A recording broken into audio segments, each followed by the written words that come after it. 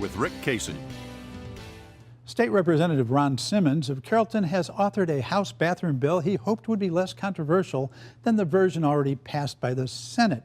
In its effort to address the burning problem of keeping transgendered men and women and boys and girls out of bathrooms where people look like they do. But Simmons' bill is even worse than the Senate bill. I'll explain why in a minute. But first, let's hear from a little girl. Last week, a House committee held a marathon hearing on Simmons' bill. The session went until 5 a.m., so legislators were not able to hear from 7-year-old Libby Gonzalez. She had fallen asleep.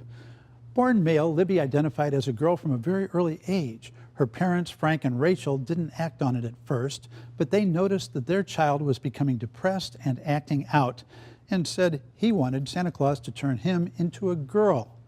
She told her younger sister, "I have a boy's body, but I am a girl in my brain and in my heart." Her parents sought counseling and expertise and decided to accept Libby as she clearly was. So here is what a very happy, bubbly Libby wanted to say to the legislators. "My name is Libby Gonzalez. I am 7 years old and I am transgender.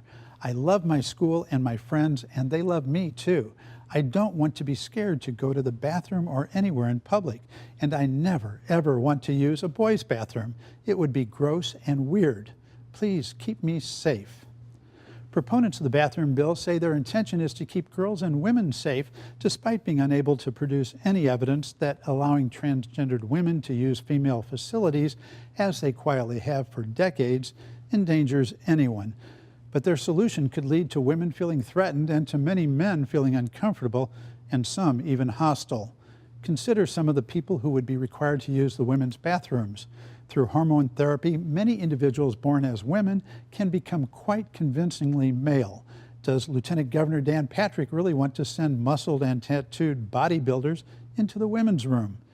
And hormone therapy can make individuals born as men appear as candidates for old-fashioned pinup calendars, or as dignified women executives for that matter. Either way, they could disturb the equilibrium of a men's room.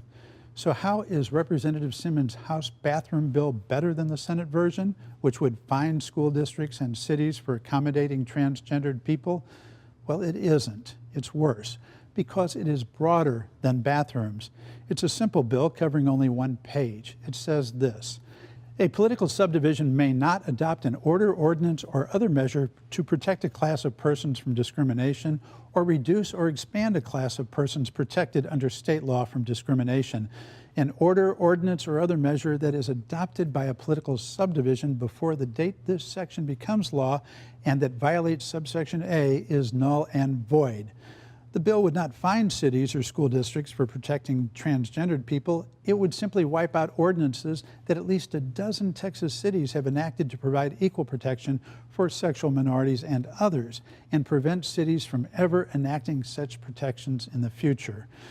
We would instead be limited to the policies of a state government that in recent years has been found by 2 separate courts to have intentionally discriminated against blacks and Hispanics in voting matters, and has sued the federal government over policies that would prohibit discrimination against transgendered persons for certain health programs, or allow federal medical leave benefits for some same-sex couples, or would permit Texas church groups to welcome Syrian refugees.